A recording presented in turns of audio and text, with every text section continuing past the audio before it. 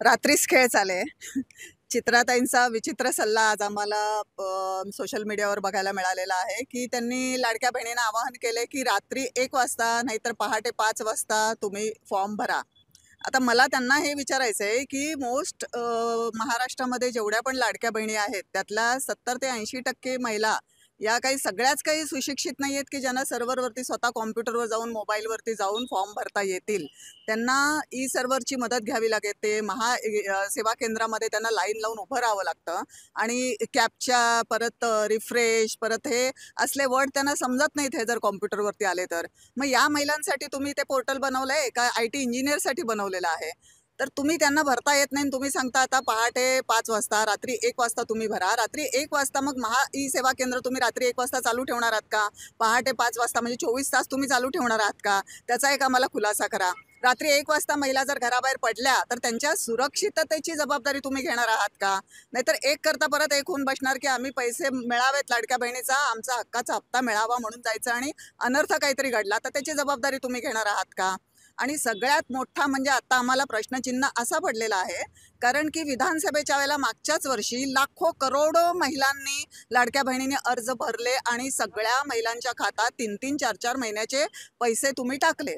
आणि आता मात्र तुम्हाला तुमचं झालं, विधानसभा झाली, तुमचं सरकार आलं, त्यांच्या मतांचा तुम्ही उपयोग करून घेतलेला आहे. सर्व लाडक्या बहिणींनी तुम्हाला भरघोस मतदान दिलेलं आहे. तुमचं सरकार हे केवळ तुमच्या कर्तृत्वावर नाही आहे, तर ते लाडक्या बहिणींच्या मतदानामुळे त्यांच्या आशीर्वादामुळे तुमचं सरकार आलेलं आहे. आणि आता मात्र पैसे द्यायला तुमच्याकडे फंड्स नसतो. परवा आमच्याच माननीय छगन भुजबळ साहेबांनी सांगितलं, की आता दिवाळीचा शिधा मिळणार नाही, कारण लाडक्या बहिणींना निधी जातोय. सरकारचे सगळी कामं प्रोजेक्ट बंद पडलेले आहेत लाडक्या बहिणीमुळे असं तुम्ही सांगता, पण इथं लाडक्या बहिणींना पण पैसे तुम्ही टाकत नाहीयेत. आणि आता मात्र तुम्ही करोडो लाडक्या बहिणींमधून क्रायटेरिया लावून त्याच्यातनं KYC करून अनेक जवळपास 60% महिला तुम्ही अपात्र ठरवलेल्या आहेत. राहता राहिल्या 40% महिला.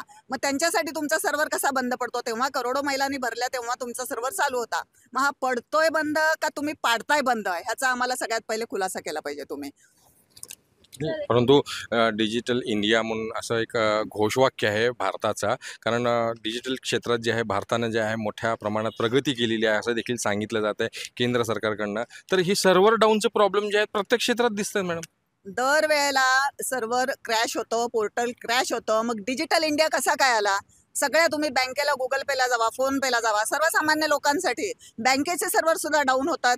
हे तर सोडा, प्रत्येक कुठल्याही तुम्ही यांनी एवढ्या मोठमोठ्या वेबसाईट ओपन करून ठेवल्यात, की तुम्हाला कर्ज करायचंय, मागायचंय, लोन मागायचंय, ह्या ह्याच्यावर जावा, त्या साईटवरती जावा. आत्ताच एका महिलेचा मला फोन आला, की OBC महामंडळाची वेबसाईट ओपन होत नाहीये. मला वाटतं तुम्हीच फोन केलेला. मग कसं आम्ही करायचं?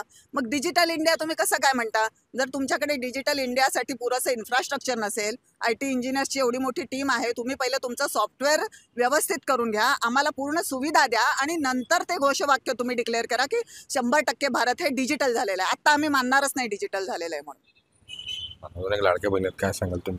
काय इथून बोला.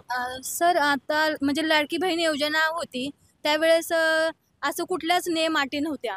आता एक अट आलेली आहे की मिस्टरांचं किंवा वडिलांचं आधार कार्ड द्या, त्यांना आम्ही एक OTP देणार आणि आमचा एक OTP. मग आता माझा डिवोर्स झालाय आणि वडील नाही आहेत, तर मग त्याचं काय? मग त्यावेळेसच तुम्ही ते मान्य करायचं होतं देतानाच. मग आता डिवोर्स झालाय तर आम्ही त्यांना जायचं का OTP मागायला? हा एक मोठा प्रश्न आहे आमच्यासाठी. एवढा मोठा प्रश्न उपस्थित केलाय मॅडम. आता मोठा प्रश्न काय, हे जर आधी त्यांनी सांगितलं असतं की नवऱ्याचं किंवा वडिलाचं आधार कार्ड द्या, मग त्याच वेळी काही महिलांना फॉर्म भरलेला नसत्या. त्याच वेळेस तुम्ही सावध करायचं प्रत्येक महिलेला की तुमचं आधार, पहिला काय केलं होतं की तुमचं फक्त आधार कार्ड द्या प्रत्येक महिलेचं, कारण ते बहिणीनं एक लाडक्या बहिणीचे पैसे होते. आता तेव्हा नवऱ्याचं काहीच नको म्हणलं होते. मग काही महिलेला काय केलं, नवऱ्याचं आधार कार्ड देतो. दाजीचं नको. दाजीचं नकोच म्हणत होते. मग आता तुम्ही दाजीचं काय मागताय? मग आता तुम्ही एक काम करा की जर एखादी स्त्री जर नवऱ्यापासून लांब राहत असेल, वडील नसतील, तर तिने आधार कार्ड कोणाचं द्यायचं? मग आता तुम्ही एक तरी ते काय सरळ आता ताईने बोलले, जे काय बोललं ते सगळं योग्य बोललं. त्यातून तुम्ही एक तरी आता 2-3 महिने जरा पैसे देत नाही. महिला रोज सकाळी उठलं ना असं मोबाईल घेऊन बसत, आणि इतके ते चॅनलमध्ये इतके आहेत की इतके येतात की आज मिळणार, आज मिळणार, आज पडणार, आज पडणार. त्या येण्यासारखं नुसता मोबाईल बघण्यात आणि दिवस त्या महिलांचं त्याचं फक्त आशेवर तुम्ही जगावं लागला, ते फक्त 1,500साठी. अहो तुम्ही त्यापेक्षा नाही दिलं म्हणलं तर ना चालेल, पण आधी आशा लावला तर नाही तर तुम्ही असं भीक मागायला करा, त्यापेक्षा सगळं बंद करून टाका. सणासुदीचे हां, दिवस आहेत. सणासुदीचे दिवस आहेत, महिलांना एखादी गोष्ट जर त्यातले घ्यायचं वाटत असेल तर ते आशेवर होतं. रोज सकाळी उठलं की पहिला ते मोबाईल घेऊन एकमेकीला फोन करतात. आणि दुसरी गोष्ट म्हणजे काही महिला अशा आहेत की माझ्या नजरेत की त्यांच्यावर छोटा फोन आहे, मग त्यांनी आधार कार्ड नाही कशा महिला कशा जाऊन तिथं ऑनलाईन फॉर्म भरायच्या. ताई म्हणल्या की ते आता सराउंड असल्यामुळं भरू शकत नाहीत, मग त्या त्यांच्यासाठी काय करायचं आता. आणि काही जणांच्याकडे नाहीच खरंच फोन नाही, छोटे फोन आहेत, मग त्यांनी काय करायचं. आणि खरंच काही जणांना इतकी गरज असते की त्यांच्याबरोबर तुम्ही सगळ्यांनाच काय म्हणतात गावात किडे व रगडाला काही महिलांनी भरले फॉर्म की मिळावं म्हणून. मग तुम्ही त्याच वेळी जर बोलला असता की काही महिला जर त्यांना तुम्ही पैसे देणार असेल तर नवऱ्याचं आधार कार्ड मागितलं असता तर हा प्रॉब्लेम आलाच नसता.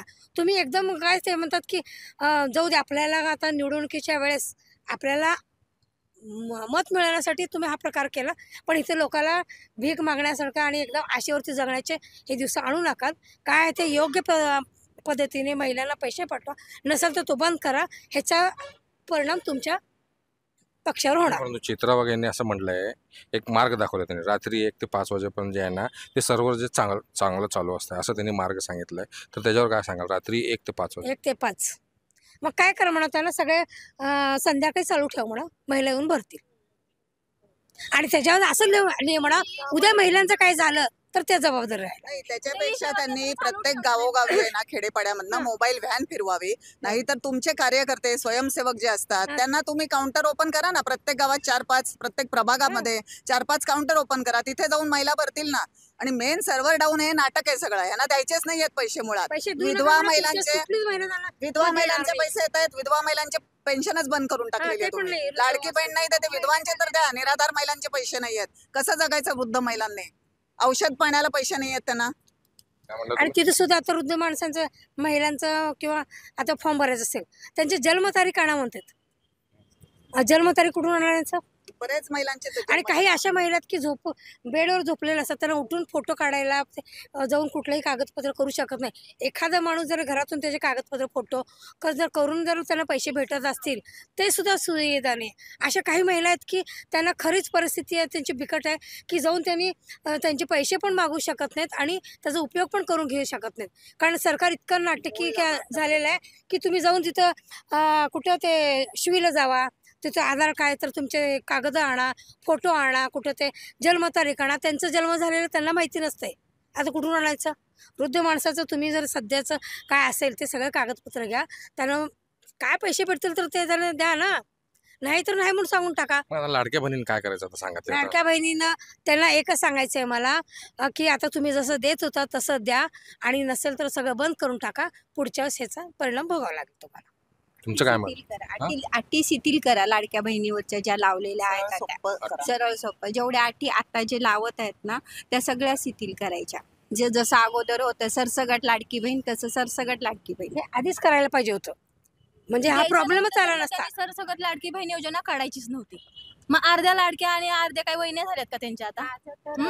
माझा तर प्रॉब्लेम आता असा आहे की मी शेतकरी नाहीये. मी माझ्या नॉलेजच्या बचत गटाच्या माध्यमातून एक उद्योग सुरू केला ज्याच्यामुळे उद्योगामधनं 2 बायकांना काम मिळत होतं. माझं व्यवस्थित चालत होतं आणि हे सगळा उद्योग मी PMFEच्या लोनमधनं केलेला आहे. पण आता जे काही पूरग्रस्तामध्ये माझा पूर्ण उद्ध्वस्त झाला आहे उद्योग सध्या. पण सध्या शेतकरी शेतकरी शेतकरी सगळे शेतकरीच म्हणायलेत. मग मी कुठं जायचं हा मला मोठा प्रश्न पडलाय. कारण माझा उद्योग छोटा आहे, एवढा मोठा नाही आहे की. आणि माझ्यामुळं आज जे बायका काम चूल पेटत होती ते आता त्यांची चूल पण बंद झाली आहे. आणि आता ह्या उद्योगाचं मी कुठं जायचं हे पण मला सांगावं. बरं अजून एक म्हणायचं आहे मला, आता ह्या लाडक्या महिलांसाठी आम्ही सर्वसामान्य महिला येतो, पण जे राजकारणातले आहेत त्यांनी काय आवाज उठवत नाहीत. आणि त्यावेळेस म्हणजे राजकारणाचे लोक काय करायचे, तुम्ही लाडक्या बहिणीचा फॉर्म भरा, लाडक्या बहिणीचा फॉर्म भरा. असे किती जर लोक आहेत की आमचे भाजपचे म्हणा शिवसेनेचे म्हणा सगळ्याचे तुम्ही फॉर्म भरा, लाडक्या बहिणीचा फॉर्म भरा. आता ज्यांचे बंद व्हायला लागलेत त्यांच्यासाठी सुविधा त्यांनाही बनवाव्या. खरं तरी भाजप म्हणा शिवसेना म्हणा आता खूप त्यावेळेस सगळेजण